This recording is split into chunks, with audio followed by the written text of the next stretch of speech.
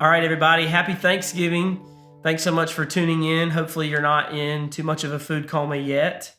If you're like me, you've eaten more sweets than you did turkey.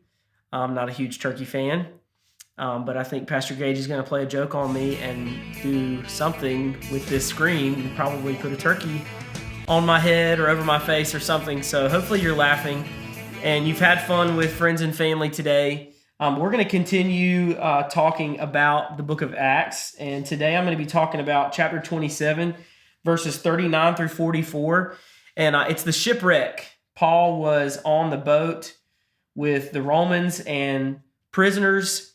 They were only supposed to be on the boat for a short time. Ended up getting caught in a storm. They were out to sea for 14 days, throwing stuff off the boat, trying to make it through this crazy storm. Anyways, they ended up coming up on an island. They didn't recognize the land, but they noticed a bay with a beach, and they were going to try to jump off the ship and make it to the island. This is something that Paul had a dream about. An angel had come to him and told him that everything was going to be just fine. Everybody was going to make it. Nobody was going to die. And so Paul is holding on to this promise that he has from God, although everything is going crazy with this storm. And if you read through the other parts of chapter 27, you see there's a wind here, and then a wind pulled them this way, and there was just all kinds of different things that were adding on to this storm that was happening, and they were trying everything that they could to make it.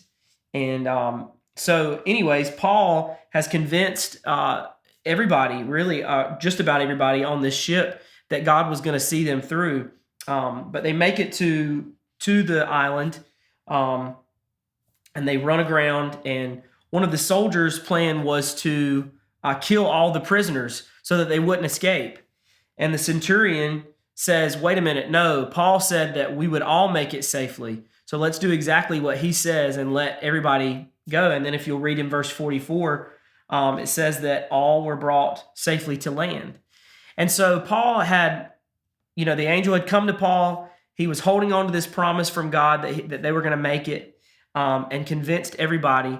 And he just had this peace about him. He couldn't control what was going on. Paul couldn't do like Jesus did when Jesus was on the boat with the disciples and Jesus just calmed the storm. Paul couldn't do that. So what did Paul do? He couldn't control the storm, so he controlled how he reacted to it.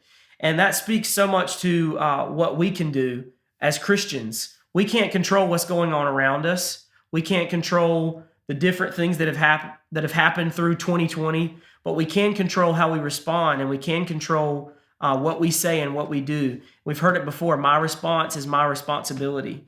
And, Pastor Daniel and Pastor Steve have said that before. Our response is our responsibility. So when we think about how we should respond as Christians, we should always be validating what we're preaching. So you've heard it said before, our actions speak louder than our words, but I want to change it up and say our actions should always validate the words that we say. So if we're preaching the message of Jesus, if we're preaching the gospel, let's make sure our actions validate that message. They should validate the peace that we preach. They should validate the joy that we talk about, the love that we talk about.